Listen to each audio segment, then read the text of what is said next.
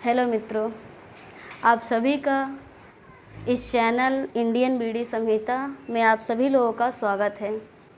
सर्वप्रथम मैं यही कहना चाहती हूँ कि you are the leader of your own life, अर्थात आप अपने जीवन के मालिक हैं, तो आप कुछ भी कर सकते हैं। यहाँ तक कि घर वाले के दबाव में नहीं, आपका जो ड्रीम है, जो सपना है, आप वो कर सकते हैं। तो इन्हीं वाड़ियों के साथ, इन्हीं बातों के साथ आज मैं आप सभी को क्लास 12th के चैप्टर नंबर 3, मैथ के क्लास 12th के चैप्टर नंबर 3 के प्रश्नावली 3.1 का जो प्रश्नावली 3.1 है उससे संबंधित कुछ महत्वपूर्ण क्वेश्चन मैं लाई हूँ, जो कि हर साल बोर्ड एग्ज़ाम में आया हुआ है, जो कि एक नंबर का आया था। इस साल भी आया था, इस साल भी ये आया था, 1 नंबर का आया था। तो मैं इन्हीं सवालों को आप सभी के सामने प्रस्तुत करने वाली हूँ, जो कि बहुत ही इजी है। मैट्रिक्स का क्वेश्चन है ये, चैप्टर नंबर 3 का। तो सर्वप्रथम ये दिया गया है, ये मैट्रिक्स है, जो बना है ये मैट्रिक्स है, ये भी मैट्रिक्स है। अगर इसे जैसे कि कोई इसमें फाइंड करना है एक्स और वाई की वैल्यू,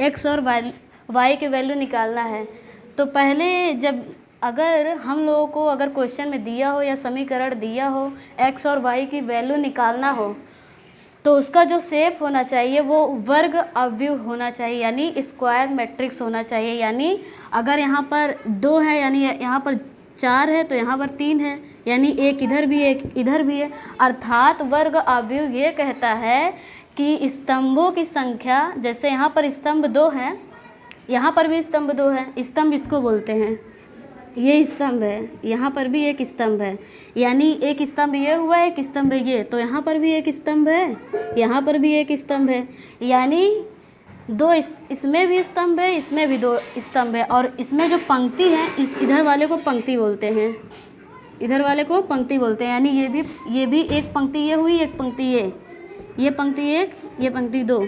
यहाँ पर भी वही हाल है, यहाँ पर भी 2-2 पंक्तियाँ हैं, इधर भी 2-2 पंक्तियाँ हैं।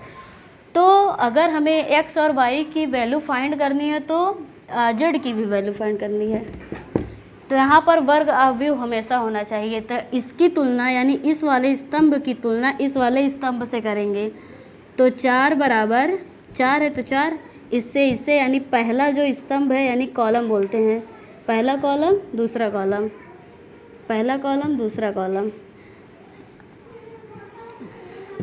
तो कॉलम से करेंगे, तो यहाँ पर y है C1 में, C1, ये भी C1 है, तो 4 है, यहाँ पर दिया गया है, तो यहाँ y है, तो y कर देंगे, यानी y की वैल्यू क्या हुई 4। इससे अच्छे से लिख देंगे y बराबर 4, ये y की वैल्यू हो जाएगी। अब इसकी तुलना, यानी ये C1 है, ये भी ये C2 है, यानी इसकी जो C1 है, x इसमें दिया गया है, यानी दूसरे पंक्ति में, ये पंक्ति है, दूसरे पंक्ति में x है, तो x इससे तुलना करेंगे, इस वाले स्तंभ यानी इस वाले पंक्ति से, तो x = 1 हो जाएगा। अब यहाँ पर दिया गया है दूसरे स्तंभ में, तो 3 हो जाएगा। यहाँ पर इससे करेंगे z हो जाएगा, यानी इससे करेंगे, इससे करेंगे, C2 से करेंगे, C1 से करेंगे, तो 3 हो जाएगा। और यहाँ पर z है, तो z हो जाएगा, यानी z की वैल्यू ये हुई। तो आई होप ये वाला क्वेश्चन आपको समझ आया होगा। तो अगला वाला क्वेश्चन देखते हैं। तो दोस्तों, हम लोग का पहला क्वेश्चन हो गया, अब दूसरे नंबर पे आ जाते हैं। ये भी एग्ज़ाम की दृष्टि से ये भी बहुत ज़्यादा इंपॉर्टेंट है, क्योंकि 2022 में भी आया था, 23 में भी आया था, 24 में भी आया था। तो चलिए करते हैं। मैंने समीकरण पहले से ही बना लिया है। ये जो x + y + z है, इसकी तुलना मैंने 9 से किया है, x + z का 5 से किया है, y + z का 7 से किया है, वही मैंने नोट किया है। तो इसमें हमें फाइंड करना है x की वैल्यू, y की वैल्यू और z की वैल्यू। तो कैसे फाइंड करेंगे देखते हैं, चलिए देखते हैं। तो समीकरण नंबर जो 2 है उसको पहले हल करते हैं। तो x + z = 5।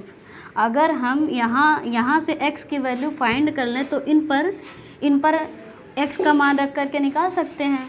तो x = 5। अगर हम इसे इधर लेकर आएंगे तो ये माइनस में हो जाता है, क्योंकि ये पॉजिटिव है, तो इधर आएगा तो निगेटिव हो जाएगा, तो z हो गया, यानी ये समीकरण नंबर 4 हो गया। अब समीकरण नंबर 4 अर्थात x का मान अगर समीकरण नंबर 2 ही में रख देंगे, तो हम लोगों का z का मान निकल आएगा। तो लिखेंगे x का मान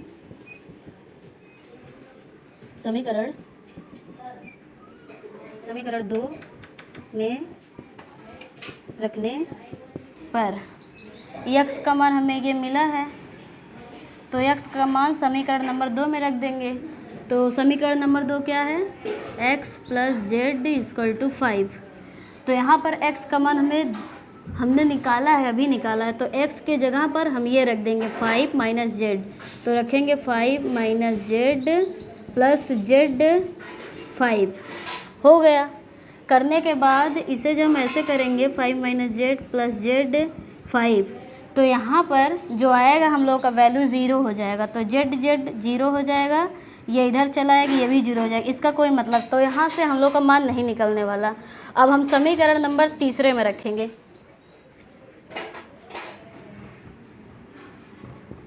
समीकरण 3 क्या दिया है, समीकरण 3 में रखा ही नहीं जाएगा, पहले में रखेंगे। तो पहला क्या है, x plus Y plus Z equal to 9। तो x की वैल्यू दी गई है 5 माइनस जेड, तो यहाँ पर रखेंगे 5 minus Z plus Y plus Z equal to 9। यहाँ पर जेड है, यहाँ पर माइनस जेड है, यहाँ पर प्लस जेड है। अगर कोई चीज़ माइनस और प्लस में रहती तो यहाँ पर माइनस में ही आंसर आता है ना, तो यानी ये घट जाएगा, यानी माइनस है, माइनस जेड है और प्लस जेड है, तो यानी ये घट जाएगा, घट के ये 0 हो जाएगा। तो यानी ऐसे हम अच्छे से लिखेंगे 5 plus Y minus Z plus Z equal to 9। तो यहाँ पर जेड 0 हो जाएगा, तो बचेगा क्या, 5 प्लस वाई इक्वल टू 9 बचेगा। तो यहाँ पर वाई इधर कर देंगे, 9 इधर 5 को इधर ला देंगे तो -5 होगा, तो 9 में से 5 घटेगा, 4 आएगा। यानी हमारी y की वैल्यू कितनी हुई, 4 आ गई, एक का मान निकल आया। अब हम y का मान अगर समीकरण नंबर 3 में रख देंगे तो हम लोग का z का मान आ जाएगा। तो ऐसे करेंगे, y का मान ऊपर, y का मान समीकरण 3 में रखने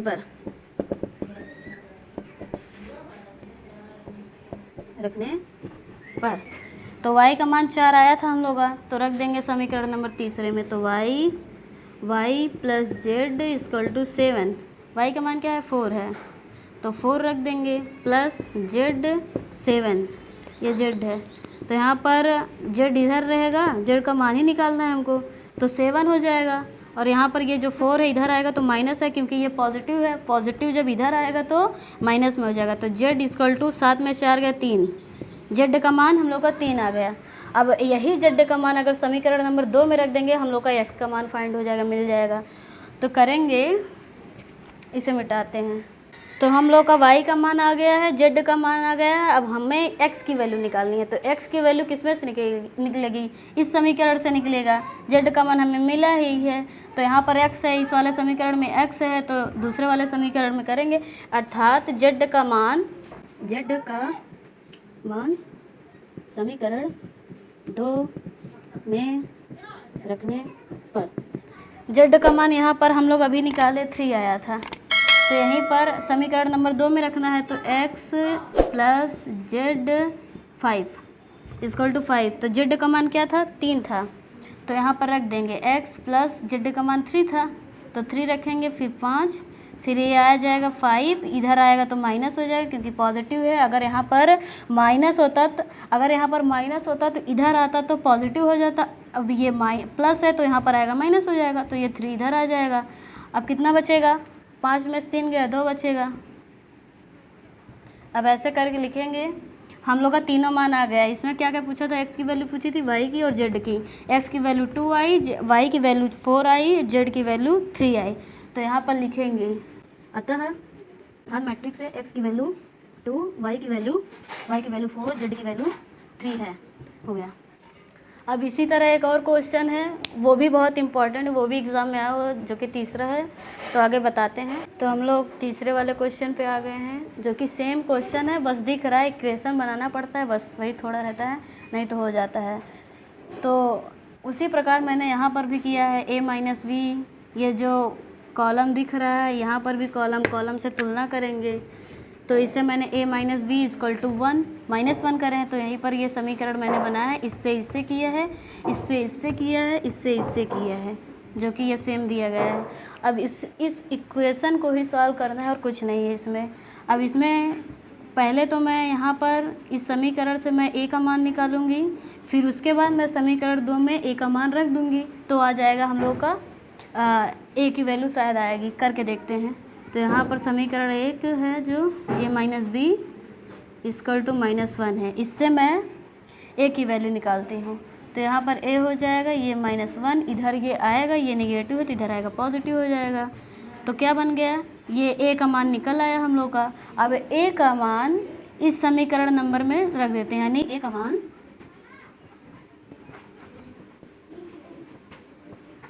मान समीकरण 2 में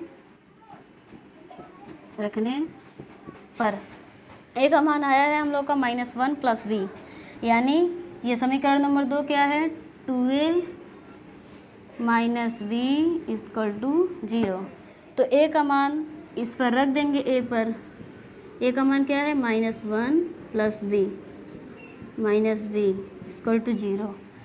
तो इसे हम सॉल्व करेंगे। तो यहाँ पर इससे गुणा करेंगे तो ये 2 हो जाएगा। अगर 2 का 1 में गुणा करते हैं 2 ही आता है, तो -2 हो जाएगा, यहाँ पर माइनस है इसीलिए। तो इसका इसके साथ गुणा होगा, इसका इसके साथ, यानी इसका गुणा होगा इससे तो 2 भी हो जाएगा। इसके बाद माइनस है तो -b हो जाएगा, = 0 है। अब इसके बाद 2b - b, यानी 2b का मतलब होता है कि 2b है, तो यानी अगर 2b से 1 भी निकालेंगे तो 1 ही b बचेगा ना।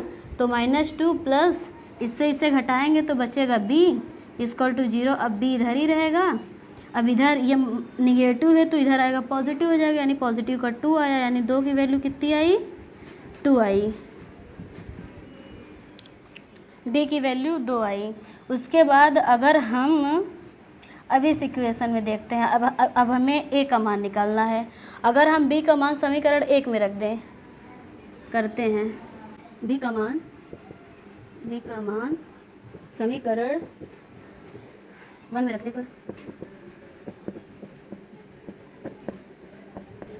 रखने पर b का मान दिया है 2, तो यानी समीकरण नंबर 1 क्या है, 1 - b = -1। b का मान 2 आया है तो a -2 -1। अब a इधर ये -1 है, इधर आएगा तो पॉजिटिव हो जाएगा। अब इसे सॉल्व करने का एक आसान तरीका है। अगर -1 + 2 है तो इधर 0 कर लीजिए, फिर इसके बाद ये 2 जो है इधर ही रहने दीजिए, इसको 1 इधर ले जाइए, फिर उसके बाद ये 2 इधर ले जाइए, तो बचेगा -1, इधर आएगा पॉजिटिव, यानी इसका जो मान आएगा 1 आएगा, यानी a की वैल्यू 1 आई। तो a का मान आ गया 1। अगर हम समीकरण नंबर 3 में a का मान रख देंगे तो c का मान हम लोग का आ जाएगा। अब लिखेंगे a का मान समीकरण 3 में रखने पर a का मान 1 है और समीकरण नंबर तीसरे में रख देंगे तो 2a + c = 5। a का मान 1 है तो यानी a की जगह पे 1 रख देंगे, प्लस c = 5। यहाँ पर इससे गुणा होगा 2 आएगा, प्लस c 5। अगर c इधर है, अगर इसे हम इधर लेकर आएंगे तो माइनस, मैंने पहले ही बताया था, ये इधर आ जाएगा, ये पॉजिटिव है, दिखता नहीं लेकिन रहता है पॉजिटिव, तो इधर आएगा तो माइनस में हो जाएगा, तो यानी c = 5 में से 2 गया 3 बचेगा, तो 3, यानी c का मान 3 आया। अब अगर हम c का मान समीकरण नंबर 4 में रख देंगे, हम लोग का d का मान आ जाएगा। तो लिखेंगे c का मान समीकरण 4 में रखने पर, आप लोग अच्छे से लिखिएगा, जल्दी में मैंने ऐसा किया है। तो c का मान 3 आया है, तो यहाँ पर पहला नंबर समीकरण चौथा लिखेंगे तो 3c + d = 13। c का मान दिया है 3 लिखेंगे, प्लस d = 13। 3 × 3 = 9 हो जाएगा, गुणा करेंगे, ये गुणे के रूप में है, फिर प्लस d = 13। अब यहाँ पर 9 + d = 13 है तो d करेंगे, फिर 13 इधर आएगा तो 9। मैंने बताया था ये पॉजिटिव हमेशा छुपा रहता, माइनस तो दिख भी जाता है लेकिन पॉजिटिव हमेशा छुपा रहता है, दिखता नहीं है। तो यहाँ पर जो ये पॉजिटिव है इधर आएगा, माइनस हो जाएगा। तो डी। अब 13 है, 13 में से 9 को घटा लीजिए, 9 10 11 12 13, 4 बचेगा, 9 4 13 होता है। तो डी का मान 4 आ गया है। अब हम लिखेंगे अतः x की वैल्यू, x बोल रहे हैं, a की वैल्यू, a का 1 आया है, b का 2 आया है, c का 3 आया है, d का 4 आया है। यही था क्वेश्चन, इजी था लेकिन करने में थोड़ा समय लगा। इसी प्रकार के मैं आपको एक देती हूँ, आप कमेंट बॉक्स में ज़रूर बताइएगा। तो दोस्तों मैंने आपको 3 प्रकार के, मतलब वैसे ही क्वेश्चन था उसी प्रकार का था, मैंने आपको एक क्वेश्चन दिया है, आप लोग करके कमेंट बॉक्स में ज़रूर बताइएगा। आई होप आप सभी लोग को बहुत अच्छा लगा होगा। मैं एक बात तो ये ज़रूर कहना चाहूँगी कि ये जो प्लेटफॉर्म है इंडियन बीडी समिति, इस चैनल से आप लोग बने रहिएगा। हर हफ्ते में एक वीडियो आपके पास ज़रूर पहुंचेगा मैथ का, स्पेशल मैथ्स का, वो भी इम्पॉर्टेंट क्वेश्चन। एग्ज़ाम की दृष्टि से यह बहुत ज़्यादा इम्पॉर्टेंट क्वेश्चन है, जो कि 3 नंबर में, कभी कभी 2 नंबर में आते हैं। तो दोस्तों आशा है आप लोगों को अच्छा लगा होगा। तो नमस्कार।